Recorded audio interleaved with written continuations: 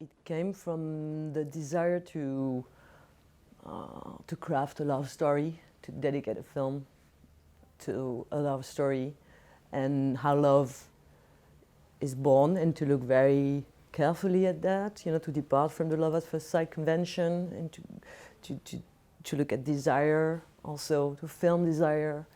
So the present of a love story being born, but also the memory of a love story, like how, also the philosophy, the politics of a love story. So yeah, that was the initial spark.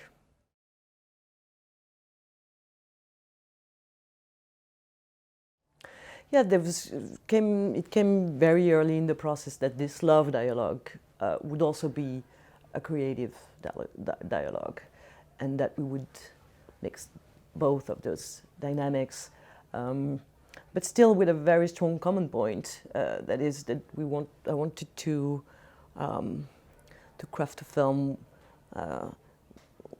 with equality, a love story with equality, and also, you know, so not playing with gender domination, and also not playing with intellectual domination, even though it's an artist model situation. So usually there's kind of power dynamic going on here, and also not playing with social hierarchy. So to craft this kind of new storytelling, not relying on the dynamic of conflict, to create new emotions and a more surprising journey for the audience, and really thought a lot about how the love dialogue between the characters would also become the love dialogue between the viewer and the film.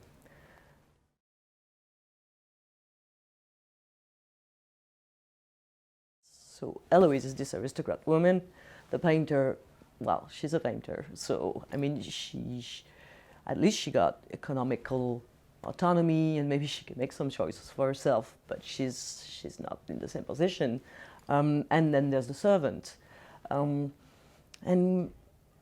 of course there's social hierarchy, but it's just that the narrative isn't pushing these buttons. So, for instance, the servant character will never be an accessory. You know, you won't see her with a tray, being like the silhouette. You don't. She won't be the usual servant character in films or even in the theater at this time. So it's not about her being an antagonist. It's not about her listening to doors, or it's really also a film about friendship, and also how sorority can abolish social hierarchy sometimes.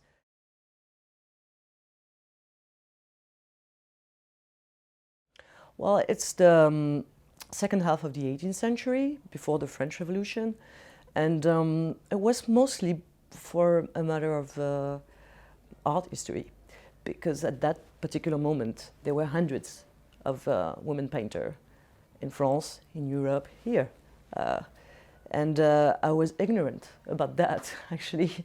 When I began my research, I came upon all these amazing painters, discovered the body work, and I was like,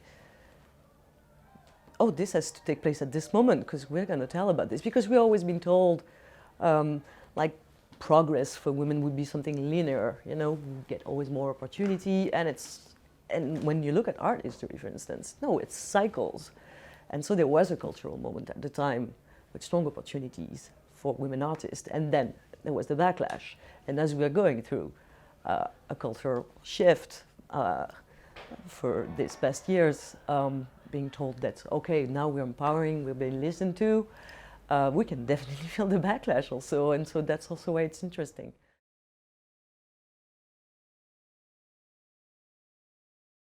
Yeah, I mean,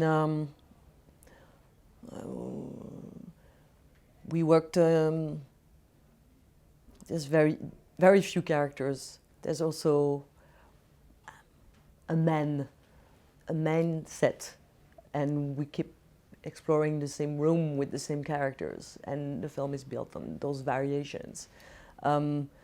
So we were always in the workshop of the painter, looking at the model, with the DP looking at them and looking at each other. And it was very,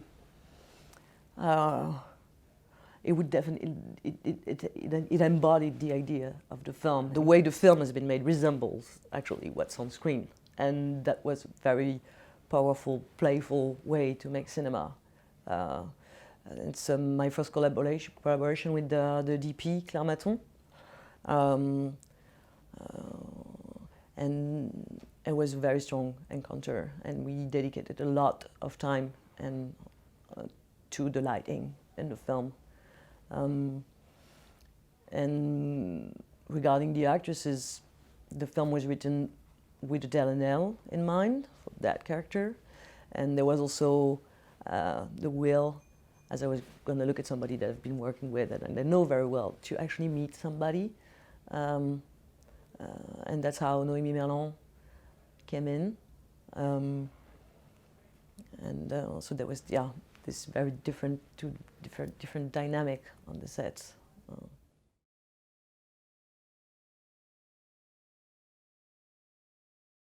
Well, the challenge was that this is not an adaptation from a book or from, it's an original story set in the past, which is rather unusual. And it's about a painter, and I could have easily taken one of the painters that have been erased by art history and had those canvas, you know, in the style of being really accurate. But I didn't want to do that. I wanted to invent a painter so that we would talk about them all, and so that we would depart also from the biopic dynamic of the exceptional woman making it in this hard world. I work with a sociologist of the art rather than an historian to actually build this character in the most accurate way. I didn't want the film to be anachronistic in any way, and it's not. So sometimes I'm told like, oh, the costume design, you give them pockets. This is like modern, and I'm like, no, they had pockets at the time, and then 19th century, you know, took off our pockets, and now we didn't even got it actually back, you know. So yeah, to be really accurate, to give back their present and the present to this past time without being anachronistic. And regarding the painting, inventing a painter, that's rarely been done, and now I know why, because it is so difficult. But I'm glad that I was ignorant of the difficulty, because we were aware that we were saying 2018th century, and you know, we work with a contemporary painter who is 30 years old, what's the age of the character, and I felt it was really important. She's more a specialist of the 19th century method for painting, so she had to do this whole work, and we just invented this style.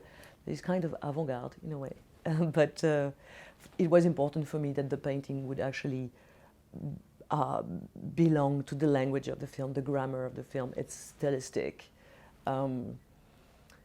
But each canvas is like 80 hours of work, and it's cinema, so we shot not, of course, chronologically. So there's like 12 frames of Adele. There's a whole exhibition, actually, it's going throughout Europe and the world, and it's a lot of work, yeah.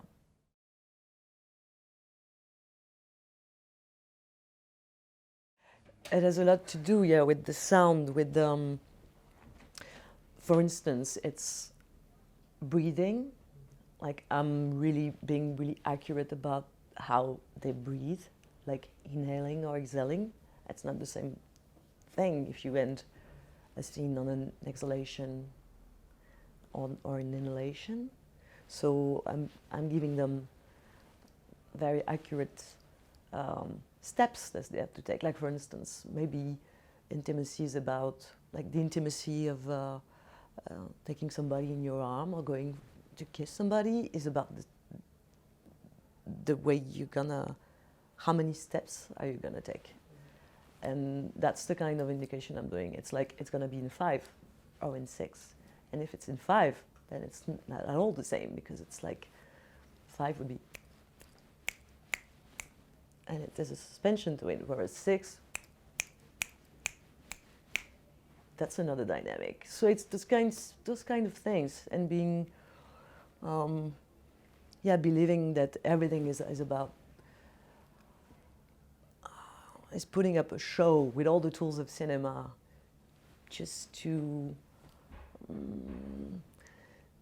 give the highest emotional journey possible with just somebody, just grabbing somebody else's hand, which I think is a way to definitely recollect what it's like to fall in love, because that's what I want to do with the film. It's like go through the process of falling in love and make the audience go through that process that they know. And what do you remember when you fell in love? You will remember those steps more, maybe, than this kiss. That's how you will tell. So yeah, trying to use all the tools of cinema to recreate that with pleasure.